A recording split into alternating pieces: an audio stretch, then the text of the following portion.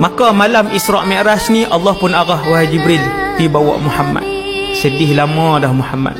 Waktu tu Jibril turun dengan rupa orang juga, pi ke rumah Nabi di Mekah. Jibril turun, buka bumbung. Nabi tidur. Sebab peristiwa Isra' Mi'raj malam. Buka bumbung. Lepas tu Jibril bagi tahu, wahai Muhammad, ada berita gembira. Jibril pun turun, lalu Jibril pun buat pembedahan ke atas dada Nabi sallallahu alaihi wasallam. Bedah yang fizikal.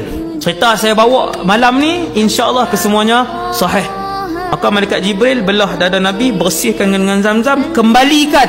Nabi tengok tuan-tuan, dalam keadaan Nabi sedar. Duk belah ni Nabi tengok. Nabi tak rasa, belah, kembalikan, jek balik. Habis Nabi pun bangun. Malaikat Jibril kata, wahai Muhammad, Allah mengarahkan aku untuk menjemput kamu, wahai Muhammad, menelusuri perjalanan 7 petala langit hinggalah ke Sidratul Muntaha. Maka Jibril pun kata, wahai Muhammad, kita bertolak malam ni, balik pagi esok. Bila Jibril buat turun burak, Jibril pun buat main. Nabi nak naik. Kata Nabi, bila aku nak naik, dia melompat, lepas tu dia tak bagi Nabi naik. Burak tu tak kenal Nabi waktu tu. Lepas tu malaikat Jibril tepuk dia. Malaikat Jibril kata, wahai burak, kamu tidak pernah ditunggangi oleh makhluk yang lebih mulia daripada Muhammad yang ada di tepi kamu. Malu dia, tunduk dia. Dia diam. Nabi pun naik. Bergerak daripada Masjidil Haram ilal Masjidil Aqsa. Perjalanan daripada Masjidil Haram ke Masjidil Aqsa disebutkan Al-Isra'. Daripada Masjidil Aqsa, Baitul Maqdis, naik ke langit, itu nama dia Mi'raj. Nabi sampai di Masjidil Aqsa. Bila Nabi sampai di situ, kenapa Baitul Maqdis? Dahsyat Baitul Maqdis tuan-tuan. Sampai hari ni satu-satunya laluan highway untuk naik ke langit bumi ada di Palestin. Kemudian Nabi pun ikat dia punya burak. Kemudian Nabi pun masuk masjid. Tuan-tuan tahu siapa yang Allah Ta'ala buat main? Para Nabi dan Rasul. Bila semua para Nabi dan Rasul berdiri untuk solat, solat apa? Wallahu alam, tidak dinyatakan dalam hadis. Tak ada. Cuma Nabi berdiri dengan semua Rasul dan Nabi lain. Maka semua Rasul berdiri. Nabi tak duduk depan lagi tuan-tuan. Waktu tu Rasulullah tak duduk depan. Maka ketika itu malaikat Jibril pilih Nabi kita, Nabi Muhammad. Malaikat Jibril kata, taqaddam, ke depan wahai Muhammad. Maksudnya yang paling alim, yang paling wara', yang paling bertakwa di kalangan semua Rasul. Sebab tu Nabi digelar Sayyidul Anbiya wal Mursalin, penghulu segala Nabi dan Rasul. Nabi pun semayang. Habis semayang, Nabi pun teruskan perjalanan dia, Mi'raj, naik ke atas. Nabi naik, Jibril bawa. Sampai di langit pertama, pintu langit tutup. Malaikat Jibril minta izin untuk masuk. Malaikat langit pertama tanya, siapa? Man? Dia kata, Jibril. Ana Jibril, aku Jibril. Malaikat yang jaga langit pertama ni tanya, siapa dengan kamu? Malaikat Jibril kata, Muhammad. Adakah dia diundang? Malaikat Jibril jawab, ya. Waktu tu pintu langit dibuka. Nabi pun masuk. Nabi sebut tebal dunia langit pertama 500 tahun perjalanan. Tapi disebabkan waktu tu yang bawa Nabi Jibril, lajulah sebab Jibril ni besar. Kemudian kata Nabi, malaikat banyak. Di setiap langit ada malaikat. Dalam duk banyak-banyak malaikat ada seorang orang. Nabi pun tengok, tinggi 60 hasta. Nabi pun tanya, wahai Jibril, siapa?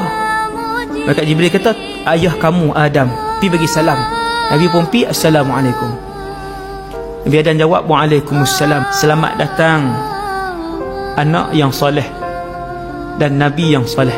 Habis Nabi pun minta izin. Nabi kata, jarak daripada langit pertama, bumbung langit pertama, nak pi ke pintu langit kedua 500 ton perjalanan. Dia 1000 dah. Ya, 1000 ton. Naik langit yang kedua, maka Nabi jumpa 2 orang. Nabi jumpa Yahya dan Nabi jumpa Isa. Lepas sebut, selamat datang saudara kami yang soleh dan Nabi yang soleh. Itu tak sembang dah, naik atas. Macam itulah semua jarak daripada bumbung langit kedua nak pi ke pintu langit ketiga 500 tahun. Lepas tu langit ketiga tu pula 500 tahun. Tuan-tuan kali ya, tengok 3,500 campur 3,500, 7,000 tahun perjalanan. Sampai langit ketiga, Nabi pun masuk, jumpa Nabi Yusuf. Perbualan dia pendek, bagi salam, selamat datang. Lepas tu Nabi pun pi. Jibril kata, jom, perjalanan masih jauh. Habis langit ketiga, Nabi pun naik langit keempat. Sama, cerita dia sama. Minta izin apa semua, naik. Jumpa Nabi Idris.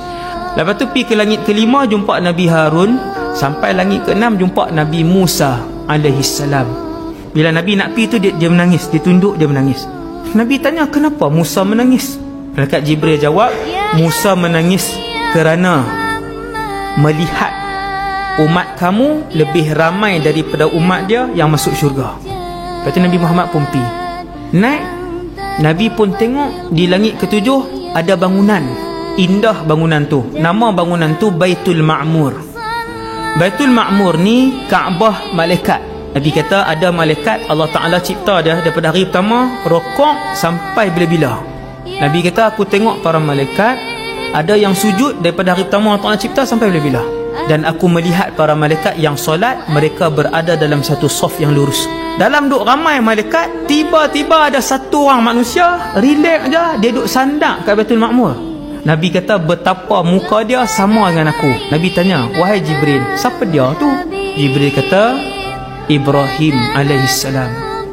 Nabi pergi kat dia, pergi salam. Nabi Ibrahim pun kata, selamat datang Nabi yang saleh. Nabi Ibrahim kata, wahai Muhammad, sampaikan salam aku kepada semua umat kamu. Cara jawab dia, wa alaika wa ala Ibrahim assalam. Wahai Muhammad, bagi tahu ke umat kamu, syurga ni wahai Muhammad, tanah dia wangi. Air dalam syurga semua boleh diminum. Sungai susu, sungai madu, sungai arak, sungai ayak. Kemudian kata Nabi Ibrahim, dalam syurga ni wahai Muhammad, tiap orang ahli syurga Allah Ta'ala bagi tanah lapang. Tanah lapang hijau yang kosong. Dan wahai Muhammad, pohon-pohon dia ialah subhanallah walhamdulillah wala ilaha illallah wallahu akbar. Zikir ni besar tuan-tuan. Bila Dajjal keluar, kata Rasulullah, setitik air pun tak ada. Bukan Malaysia tuan-tuan, satu bumi tak ada. Ratus hari Dajjal keluar, orang beriman selamat tanpa setitis air dan tanpa sebutir nasi.